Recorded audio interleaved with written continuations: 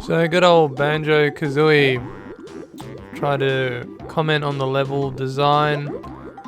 I think what they should have done in sequels is stuck with the exact same idea.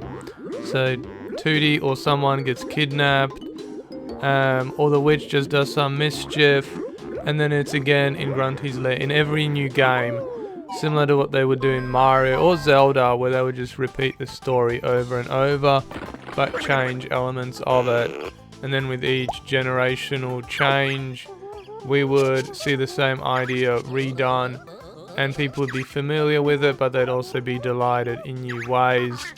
And this is, I think, the way they should have gone about it, instead of making a sequel that was completely different, and then abandoning a beloved franchise and an identity for the company Rare, which has since deviated from that identity.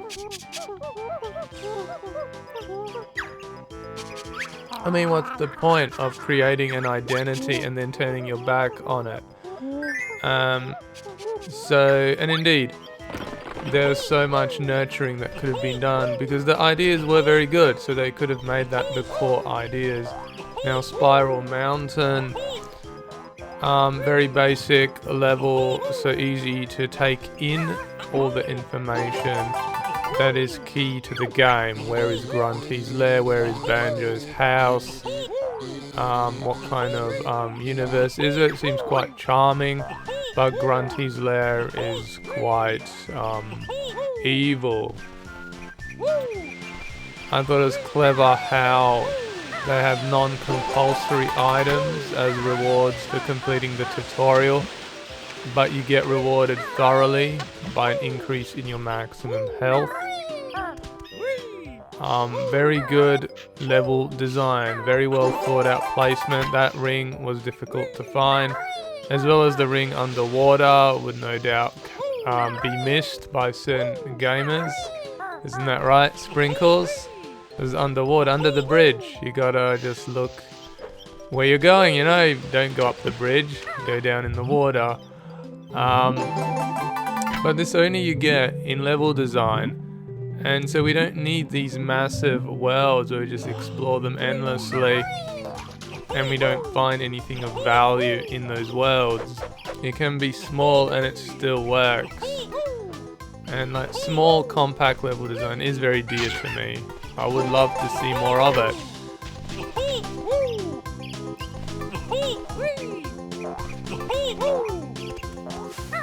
Yeah, and so you don't just learn new abilities, but every scene is different.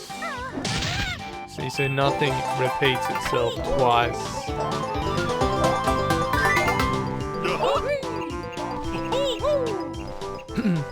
I remember all the grass was a bit like cutting edge for me back when I played it first.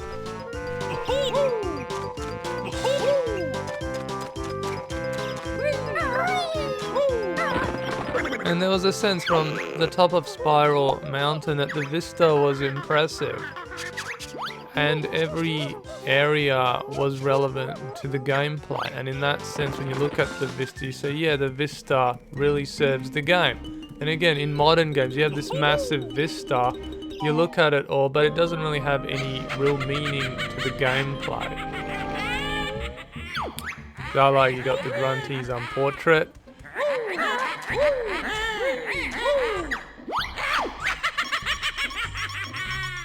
And it's a pretty awesome lair. The lair is the biggest level, if you will, in the whole game.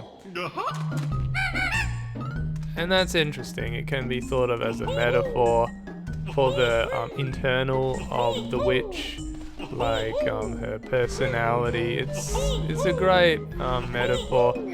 I've always liked the way they have the paintings that you have to complete, the way you get a glimpse of something that's very exciting. You'd be excited to enter into it. God knows how the team would then at Rare conclude that people would not be excited about entering into fantastical levels. Mumbo's Mountain. The Witch Smack Talks is pretty good. See, if they reused the same idea, then the witch could say different things. Mumbo's Mountain could be designed differently, but you'd still get Mumbo's Mountain, like Mumbo's Mountain 2, number 2, if you will. I think that's the way they should have gone with it, like talking about the future. As I don't believe in just making a critique, I want to make suggestions as well, which reviewers, if any are ever going to watch this, take a hint there. Offer suggestions, don't just be a douche. So I am speedrunning it. Now I'm not trying to get a world record, just to go fast. So you need to learn the abilities as quickly as possible. And starting off with the slam. The reason we want to learn the slam straight away is because we want to slam into the grunty switch later on. And then of course Talon Trot is the crucial next ability to learn.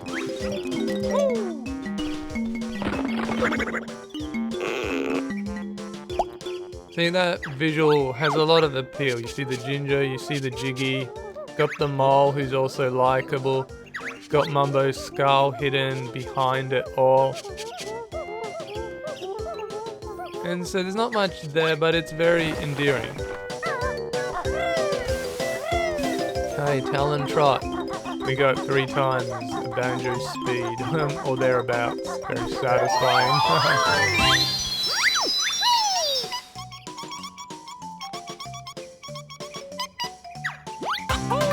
Another thing I'd like to see in games is more fan art or developer art included in the game as rewards. Get the community to be a part of the production value of the game.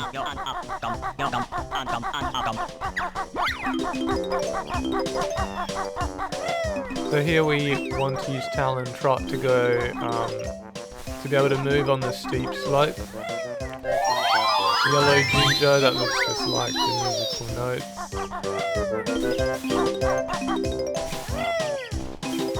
I was absolutely amazed by the game when I was about 12 years of age. So here with the gorilla reference to Donkey Kong, like Rare made the 3 Donkey Kong countries, but Nintendo stole it from under them basically. I mean, Rare did everything, so it's I think that's bollocks. But so anyway, that's like a loose, wobbly reference to Donkey Kong, and the chimp is a reference to Diddy Kong.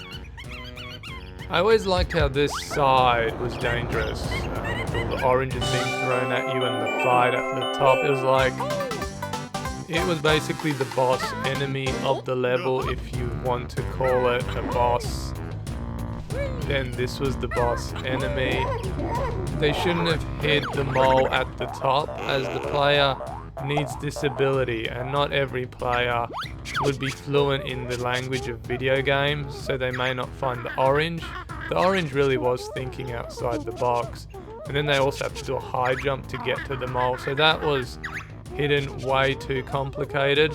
They shouldn't have done it like that. They could have just had it on low ground, and then you just walk up an incline. It'd be exactly the same. I mean, they do have the, the harder to do things. Like you can fight the gorilla, you can find the grunty switch, but to find the mole, that should not be difficult. I remember I always fell off when fighting the gorilla, but the trick is to actually backtrack. Instead of hoping to dodge, you just backtrack. Because if you get hit, well I did get hit there, but normally when you get hit you fall off. So you don't want to do that. It's a bit embarrassing when you're trying to impress people like Sprinkles. Did you see, baby? I didn't fall off. That's your turn to fight the ape and not fall off. I know you can do it. Yeah, see, so that's the grunty switch. You slammed it because you have the ability. And that's how you get the Jiggies in Grunty's lair. You find the switch in the world, and then you also have to collect the Jiggy in Grunty's lair. Well, goodbye Donkey Kong cameo there. You will be missed. Donkey Kong was a great franchise. That got buried. See, Nintendo wanted it, and then they just buried it. I mean, what did they get from like needing to like cling onto it? Yeah, the buffalo's an interesting enemy because it's invulnerable. You can't kill it sprinkles. It does collapse when you attack it, but then it gets up. So you can't kill it. It's got more weight than the termites. The termites you can kill. So you can't go up higher because it's too steep for Kazooie, but you go in there to collect the totem. You see, because there are only 5 totems in this level, so if you want to go quickly, you want to get them all. Then go to Trove Cove and then back again. So you got 5 totems now. See, the world is destructible, so using the slam on the huts.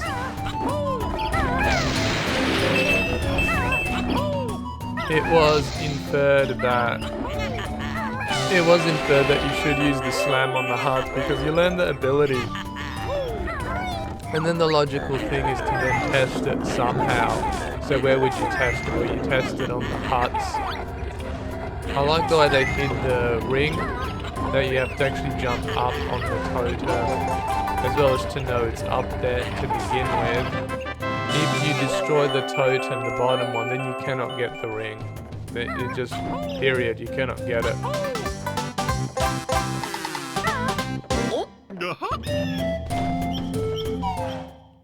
And yeah, 5 Jiggies collected and going for the termite already. Best shaman in all game. And again, if they redid the same concept in any sequel, then on Mumbo's mountain the shaman could transform you into something else. Maybe his heart would be a bit more impressive. Something would be going on. They could definitely mix it up while sticking to the core ideas. I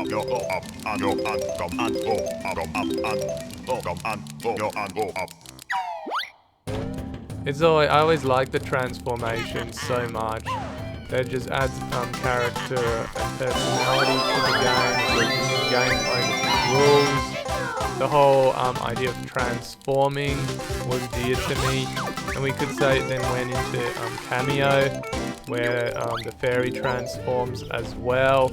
I would have loved to see a sequel to Cameo, but alas, only I was the big enthusiast of it, and a handful of others. So yeah, the termite can go up higher. See, so in a way this is like a special area, because only the termite can get here, and the other termites talk to the termite. I really like these touches. Give me that cool backpack, or else.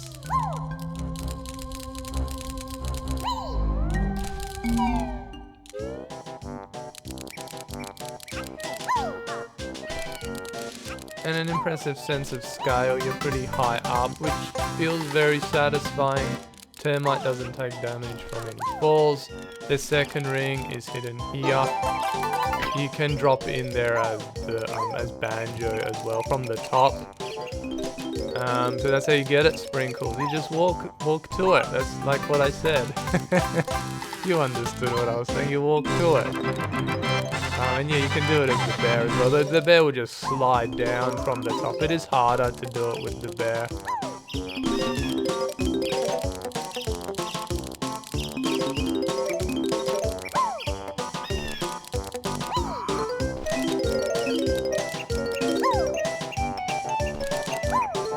And what's interesting when I look back on these games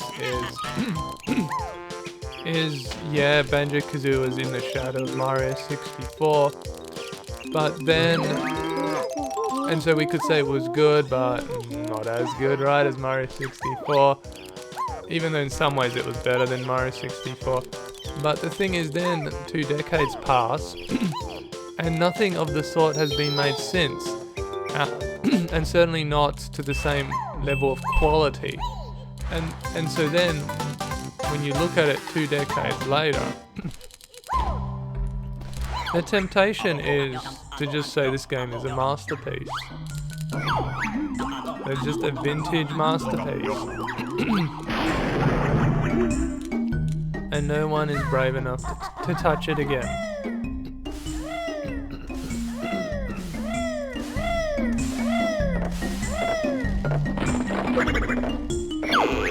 And I find that strange to make the case that the game is out of fashion, because I mean, what? And a modern game is in fashion? Modern games also come and go. They don't necessarily have such a big fan base.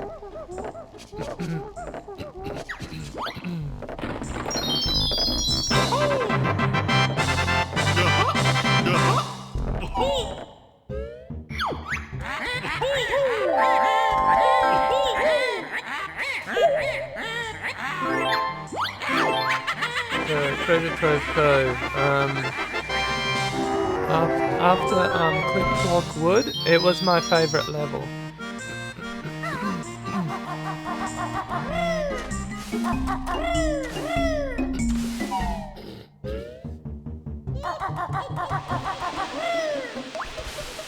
And the reason why it was my second favourite is because of the vertical height, as well as the swimming with the shark. You combine the two things and it's a very large level. It's larger than pretty much every other level in Banjo-Kazooie. Okay, so you dive some distance away from the Jinjo, and then when you turn around you'll swim into the Jinjo, not over the Jinjo. And yeah, I felt pretty good that I didn't even get nibbled by the shark. And so this is the boss of the second level. So we had the gorilla in the first, and then we can do a comparison. Got the nasty crab, also needs 3 hits like the gorilla, but very different. It was a very big enemy. And the Nintendo 64 3D games for the first time, and already you have this big enemy. It was exciting. And then you go inside, shell.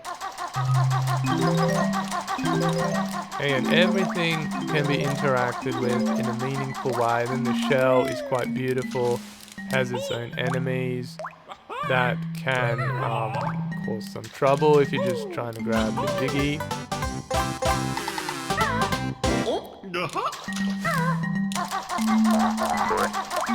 But it's beautiful, it plays on the whole pirate theme. They could definitely have done another Treasure Trove Cove in a sequel game. Hidden Skull. In the water, you think, oh, maybe the shark will get me if I stay for too long. And yeah, water here as well on the inland. Very impressive use of water throughout as a theme, where it's on the inland, it's on the left side as well.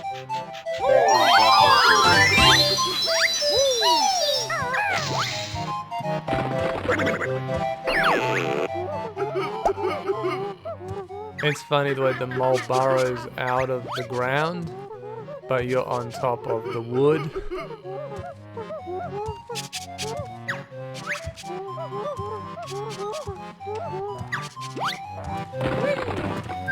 And it's a very awesome ability to get. You couldn't fly, all of a sudden you can, and then you just want to keep playing the game. It's possible to just drop straight into the chest.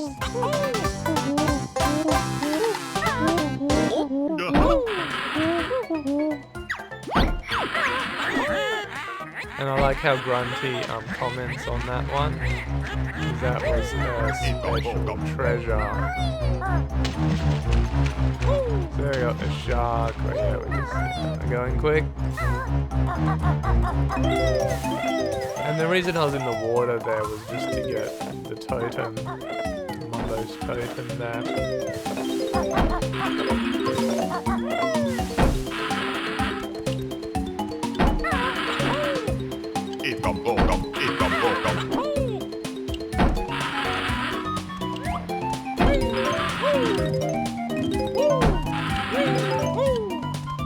remember still, even though this was about 20 years ago, that Jiggy was one of the last ones I found in the game.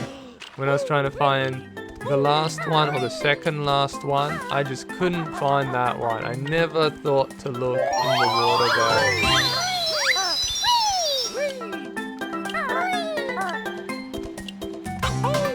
So yeah, this one was hidden well. You can also go around the side, but you have to do lots of jumps, so you just drop in from the top.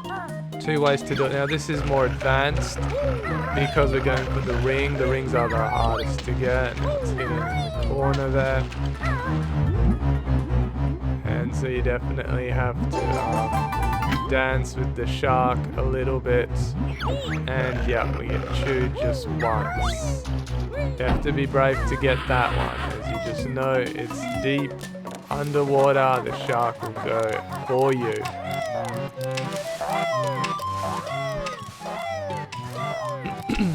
Now I feel that this mole is hidden pretty well, even though it's kind of like in the middle of the level, but kind of to the side.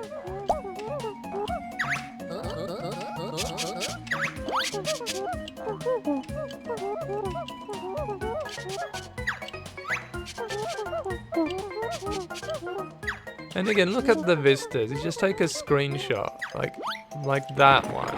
I mean, it looks good. There's a lot to say about it. See, you got this quirky bucket that talks to you. Bucket that has a personality.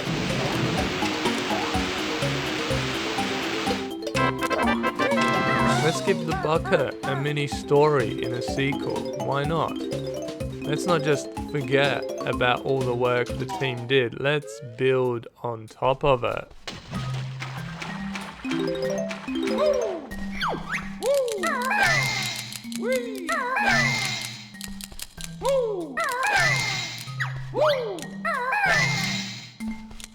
One thing I would have really liked is if you could, when you've beaten the game or whatever, if you could just pick a level and you can just attempt to speedrun it, and all the notes, all the jiggies are there. So yeah, you can do the marathon. It's the only option you have, to do the marathon and then see what time you get. But if they really did think about speedrunning and they did put a clock in the game, if they really thought about speedrunning, they would let you just select a level, have leaderboards, and let people just play it, you collect everything and see what result they can get, and then get ranked or whatever. Because I do like, for example, the later levels, but well, first I have to reach them, and then second, after I collect everything just once and it's a terrible run, then that's it. I can't play the level again. I'd have to start again from the beginning. I mean, come on. Is it really that hard to be considerate to the speedrunner? I mean, it just requires the simplest, design where you just let the player enter into a level, any level, when they've beaten the game.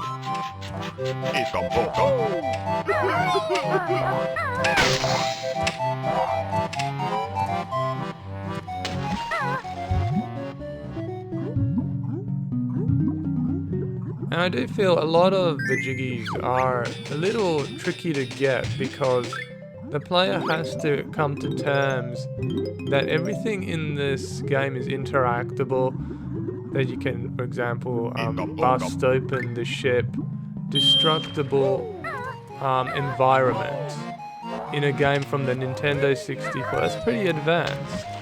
I mean, think about it. What games have destructible environments, really?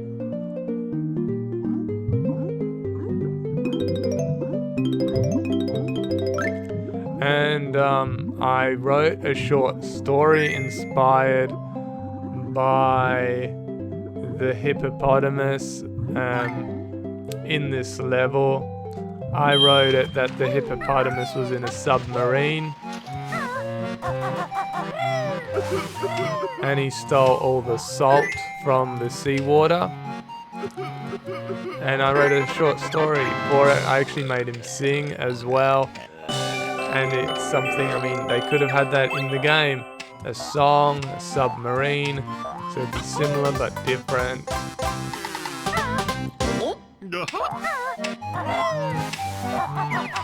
And when you were playing this, back on the Nintendo 64, who would have thought they'd make Sea of Thieves where you just sail off and just sit on the ship? I mean, who would have thought they'd deviate so much? I mean, I know when I played this game, I wasn't thinking, oh, I'll just get in a ship and sail off into the ocean, and I'll just be sitting on the ship with all these other, like, strangers on Xbox with bad internet connection. I never once thought that when I played this level.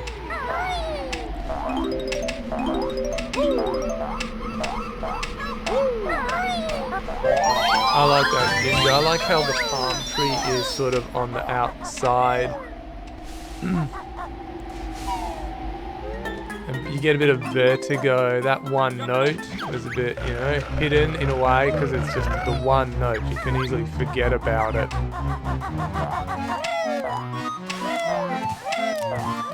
And that's the alternate way to get up to the top. So you could fly in there and then go up, walk up, and you can then walk all the way up to the top of the lighthouse. Or you can just fly up to the top of the lighthouse, as I did. It's really amazing how resourceful Kazooie is. High jump from Kazooie. Again, like Banjo is quite useless. And you can also just fly in there as well. That's good. It is really good that there is more than one way to do things.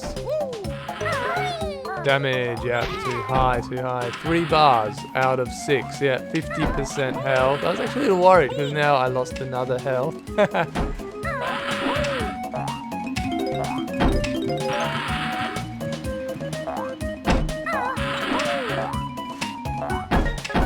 I think it's an excellent game for young people. It really helps them think creatively and to just see things in so many different ways. You know, X marks the spot. What does that mean?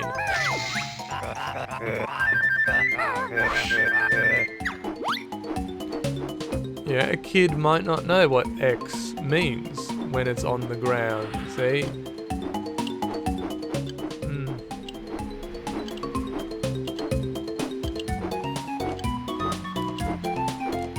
And yeah, then there are all these water pits here as well. A very good theme of water, ocean, as well as an incredible vertical height in this level. Very impressive when you think back to the Nintendo 64. The vertical height in this level is amongst the best that was done.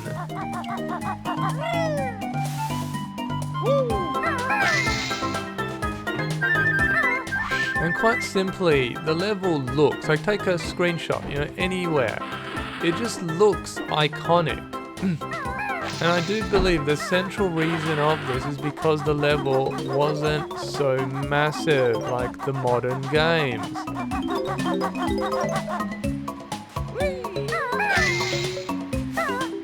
I'm a big fan of dioramas because all you ever get is a depiction of an idea. Whether it's a massive world or a small world, all you ever get is just a glimpse, a depiction, a representation. And that should be the focus. How well do you represent your ideas?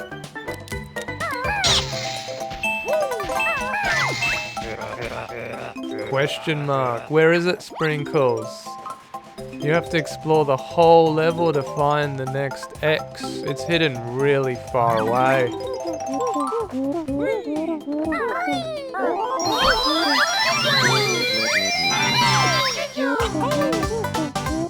Gamer Pig.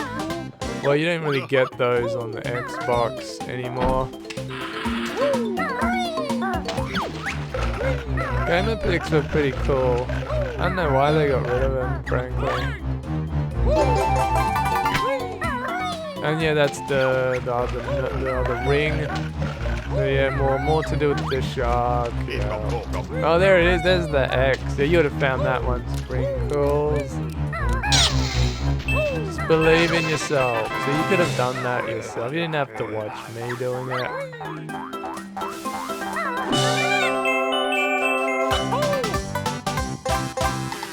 And that, I think, is a wrap. That's 10 for 10.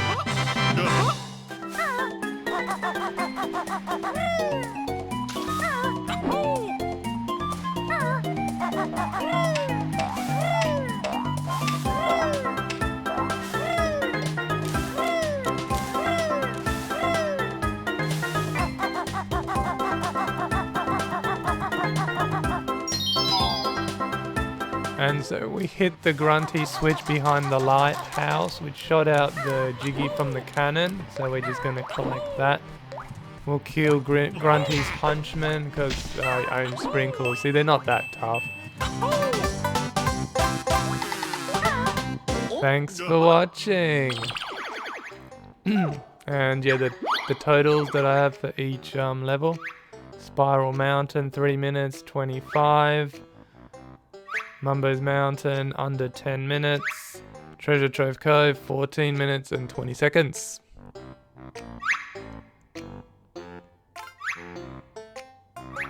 And also I'll show my overall playtime as well.